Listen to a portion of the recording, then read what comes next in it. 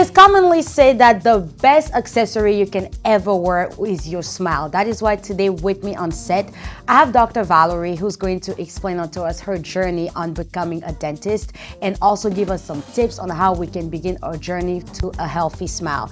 But before we go ahead and dive in the conversation with her, please make sure that you have subscribed to our YouTube channel and activate the notification bell so you do not miss any new content from RGTV. And also like, subscribe, comment, and share to a friend so that you can put a smile on their face. Welcome inside. Good afternoon, Dr. Valérie. How are you doing today? I'm doing very good, thank you. Okay, first and foremost, I want to wish you a happy International Women's Day. Thank you. I know it was Friday, but we're in Women's History Month, so I can wish it to every woman I see every single day. Right. So, Dr. Valérie, I am so excited to have you with us here on set today, because of course we're going to talk about smiles, and we're also going to talk about you as a woman who became a dentist and who also owns a clinic here in the Metroplex. So before we go ahead and dive into the conversation, can you just go ahead and introduce yourself to the people who don't know you? Before I introduce myself, I absolutely love that you started about the quote on a smile. I thought that was so catchy, and you have a very, very nice smile, by the way. Thank you so much. So, yes, I'm Dr. Valérie Mukanga. I am the owner and founder of Healing Wings Dental, which is located in Arlington, Texas. I am a dentist, a general dentist, so we see people from any age, 6 months and up. And I'm originally from Congo. I'm from Congo. I was born in Belgium. Then after my father finished his PhD, we left and we moved to the Republic of Congo, which was Zaire at the time. And then I came right after high school to pursue my education further. So in a nutshell, that's who I am. Oh, wow. There's a lot of layers to you, and we're definitely going to go ahead and unravel them. But before we do anything or we say anything, so this is Women's History Month, right? So to you, what does it mean personally?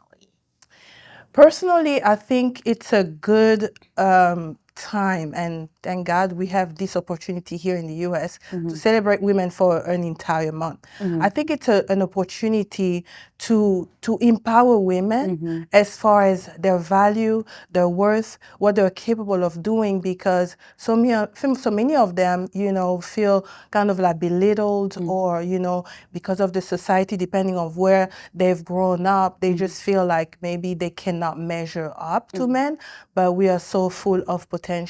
And as a Christian that I am, I do believe that we were created, and men and female, we were created with capacity. As a matter of fact, it says in the Bible that, the woman was created to be a helpmeet. Exactly. You cannot help anybody if you don't have the strength. That is As a correct. matter of fact, you might be stronger in order to be able to facilitate help. So we are strong. We are able to do what we incapacitated to do. We are able to do what we are called to do, what our destinies calls us to do. But many of us feel like they cannot be measured, they cannot measure up. So this is a fantastic opportunity to reach out to a sister, to a mother, and let them know that they can do it, whatever they're called to do. Exactly. I love it. Speaking about our calling and what God wants us to do. So you are a dentist and also you own a clinic here in the Metroplex. So whenever I read your biography, I was just amazed and astonished,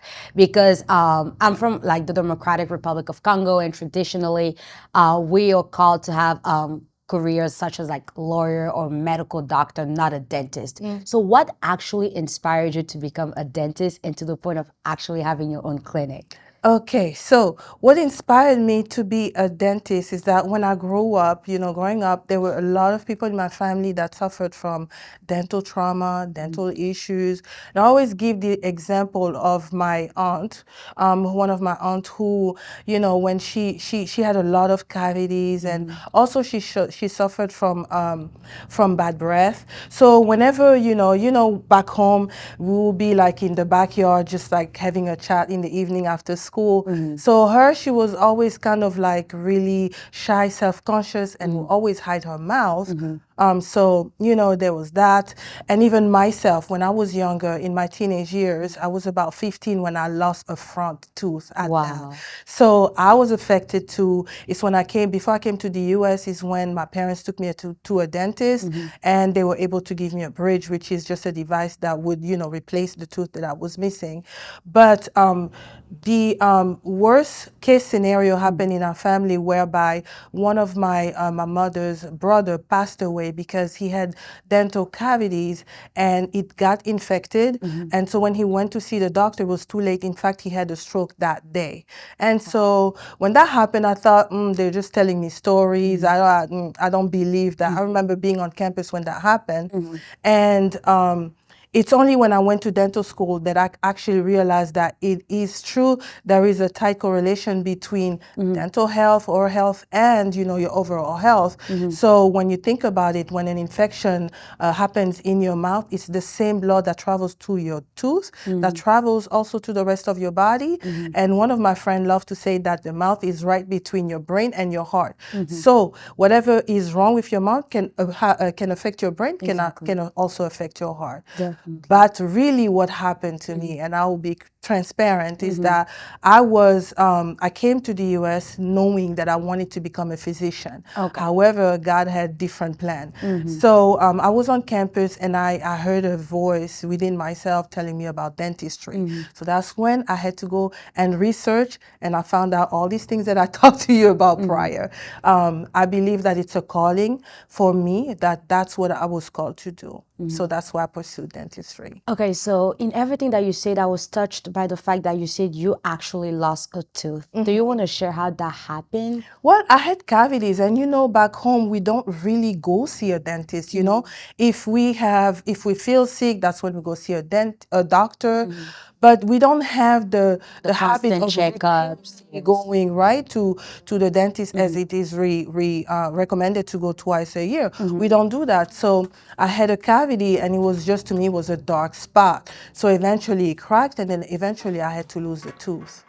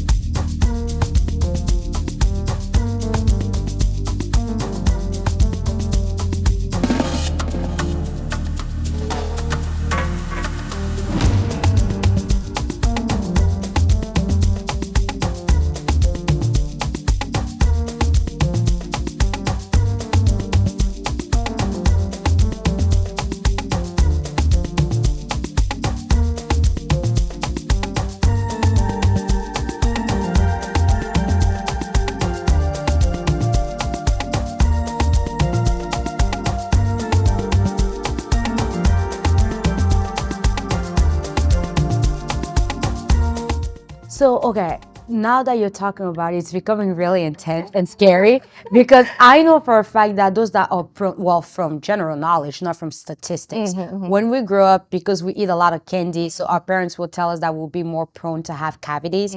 And now you're telling me that you have an uncle that actually passed away from having cavities.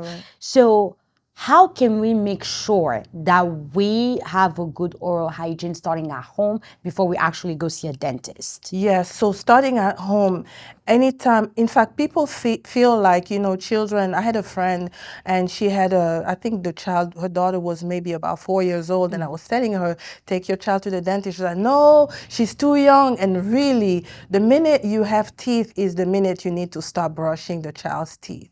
So, because one, you have accumulation of bacteria and plaque and all that, that can already, and just with what we ingest, I know that babies don't really eat candies like when they're still breastfeeding, but in milk itself, there is a sugar called lactose, and that is enough to cause cavities. Remembering when I was growing up, when I had my little brother, I was about 13 when he was born, and I would see that he had like these 2 dots on his teeth, and those are cavities. And there is this thing called baby bottle syndrome, where even the drink that you feed your child can cause cavities. So it's important, therefore, to make sure that you brush your children's teeth as soon as you see teeth. And also, we are encouraged to bring the children, to the dental visit so that we can check things, and also to get them more like into the routine and the habit of going to see the dentist. So make sure that, you brush your children's teeth at least twice a day. So morning and evening. Evening, I always stress, is very, very important, because at night we have less saliva in our mouth.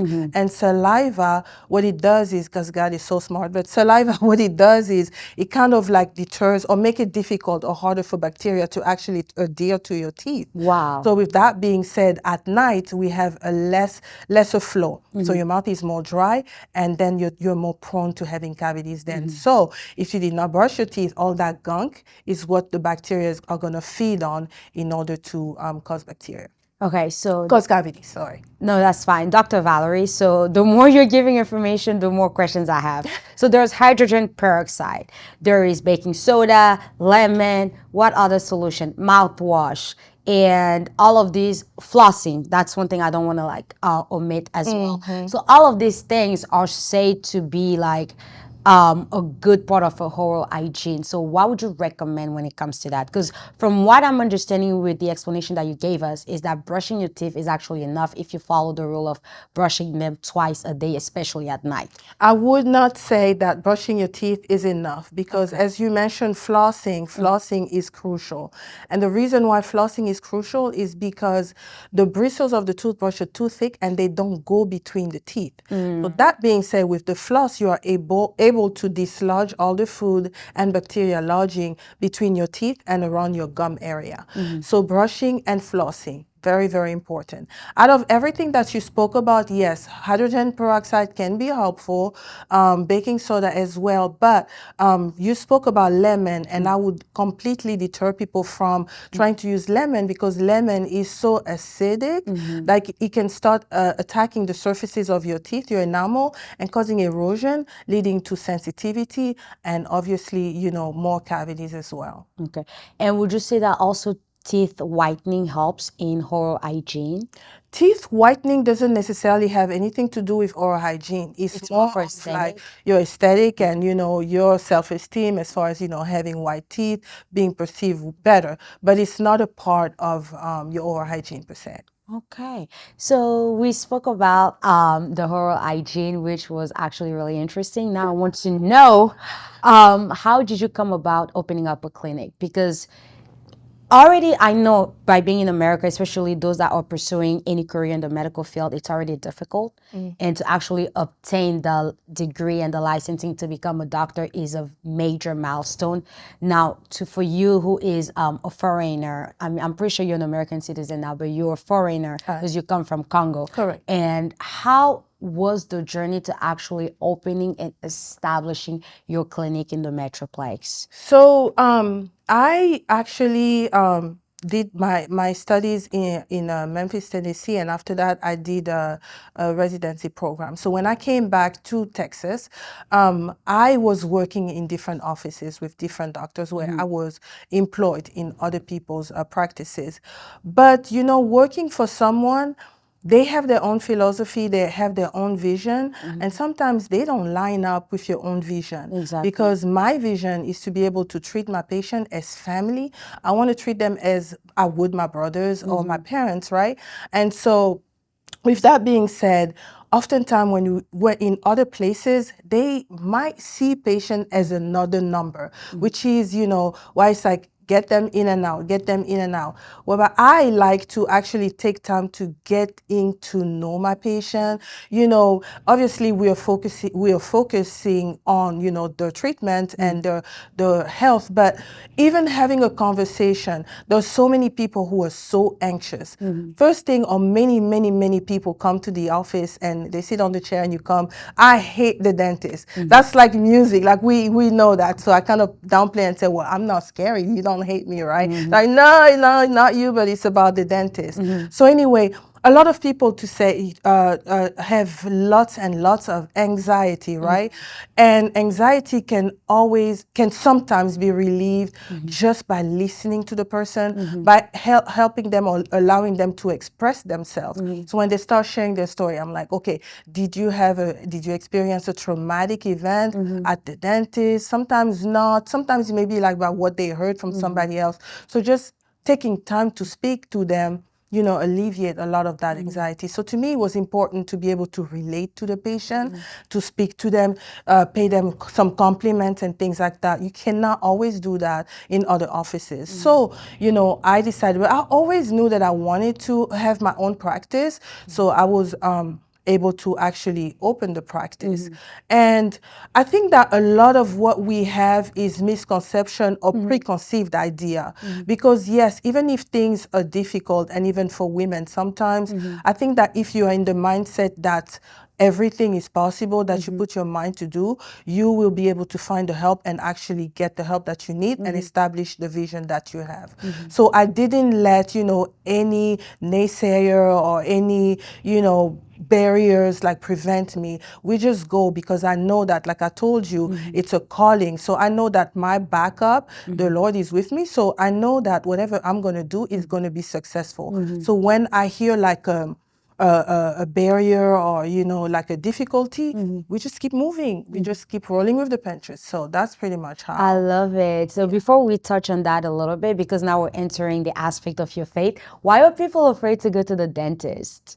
A lot of people have experienced so much trauma. Like, but like dentistry has gone a long way, right? But like back in the days, maybe some people they were not maybe anesthetized before any treatment, or even sometimes they would go to the dentist and the solution was tooth extraction, which is not pleasant at all. So a lot of people have carried anxiety over the years and just fear of the unknown, and also just fear. So that's why, a lot of people are afraid of the dentist, and also from what they heard, from what they see on TV. Many times when you see a show and you see a dentist, it's going to be like, the dentist, it's never like, yeah, the dentist. So that's kind of like that. People have just carried anxiety over the years. Okay, that makes sense. I just never knew, because maybe because I'm from the generation where they use anesthesia, and I never had any surgery in my mouth, so I wouldn't really know. But thank you so much for shining light on that. I love the fact that you say that during your journey to actually establishing your practice, you actually adopted the mindset that it was God that has called you. So can you just tell a young woman that is following you, of course, we're still in the month of March, tell a young woman, just give her advice on how she can discover her calling and begin to work towards accomplishing that calling. I think there are many key points or factors that can help somebody discover their journey. As a Christian, I speak as a Christian, prayer. Because I believe that we were created for a purpose.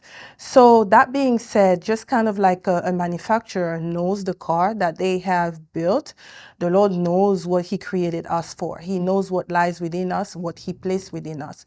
So I would advise people to pray, But besides prayer, I would also advise them to kind of listen to what people are saying about them. What are they good at? Versus what they are not good at. Because somebody might say, you know what, you're a great cook.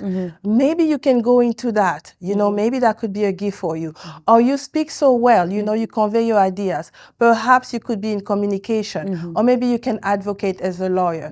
Or like, oh, you have such a heart for people. Maybe you can be, in the medical field. So there is that, but also listen to, you can also take tests. That's the beauty of it here in the US. There are like tests that you can take. Personality Exactly. test, career test. Exactly. That would kind of like give you an idea of what you are good at, because sometimes we don't really know necessarily what we are good at. Things like that. But also, once you have had an idea as far as like what you want to do, surround yourself with like-minded people. I know you don't want to tell your story to just about anybody, but there's some trusted people that you can talk to, that whenever you start, doubting, they can be like, no, no, no, remember this, this, and this, and that. You know, people that can uphold you, support you. And even if it is a field where you need to educate yourself or be at school, maybe you can also surround yourself with good friends or good mentors, people that can, you know, foster that environment, people maybe that you're going to be studying with, so that you don't fall off the bandwagon, you know. Some people are good at studying on their own, but maybe you might not be that person. You might need, you know, to be surrounded by people, because once again, like, when you are around people, you're able not only to get information, but also to give out information. And it's said that, you know, you retain much better once you're teaching something that you have learned versus when it just stays in your head. Exactly. Those are a few key points that I would say. Alrighty, these are very important and crucial key points, because this is what I've been applying myself personally, and it has gotten me thus far. And of course, I pray and hope that it continues to take me wherever God is calling me. So you sound like a woman that has seen a lot, accomplished a lot, and I would like to know, what is the accomplishment that makes you the most proud? That's a good question. It's not necessarily an accomplishment that I would say, but, you know, knowing how to listen to people, learning how to be teachable will help you go a long way. And that being said, it's not just listening to people who are ahead of you, and I will elaborate, but even people around you. Like, for example, as a dentist, yes, I had, you know, the knowledge, went to school, and I have, you know, the expertise to do what I do. But once you leave out of school and now you're working in the environment, in a dental practice, right? You have assistants, and these assistants have years ahead. They have a long time that they have been practicing as an assistant. So they've seen many doctors they've worked with. They know some of the techniques that maybe you might not yet be well versed in, or maybe like something that you can tweak to become better. But if you tell yourself, you know what, I'm a doctor, I listen to no one, you will lose out on what somebody might tell you that could just make your life easier. So being teachable, not just learning from your professors or, you know, your leaders, but even people around you, even people that you have more credentials than, it would help you a lot. So I'll say, like, the teachability would really be something that I'm very proud of. Just being able to listen. But obviously, I'm also very happy and proud of the fact that we do have a practice that has been up and running, going on 8 years. So it's going to be 8 years in May. I'm also very proud of that. Congratulations. Thank you. Okay, so we're actually reaching the end of our conversation. I do have a few more questions, but they will be off the record. What advice would you give to a young person that is trying to accomplish the calling that God has for them? So if you can just look at the camera and speak directly to that young person. So you're a young person, you're trying to accomplish what you're called to do. I would tell you to believe in yourself. Believe in yourself, because when you start believing in yourself, you're going to see that you're going to go far. There are many people who have a lot of talents, a lot of aptitudes, but they don't really think so. They don't really know that they are able to accomplish what they are called to do. So really believe that you have everything within you to be able to accomplish what you have to do. And whatever you don't know, you are able to learn it, because you're a smart person. You have everything, all the gifts that are necessary to get you to do what you have to do. So really believe in who you are. Well, that actually preached to my soul. Thank you so much. So, Dr. Valérie, thank you so much for joining me today on the Set of Inside. I really appreciated our conversation, and I definitely hope it's not the last time that I see you on set. I would love to come back, and thank you so much for having me. Thank you. Alrighty. Thank you so much for watching. We have reached the end of our episode today. Do not forget to like, comment, and share the video to a friend so that we can definitely keep the conversation going. In the meantime, stay safe and be blessed. Bye-bye.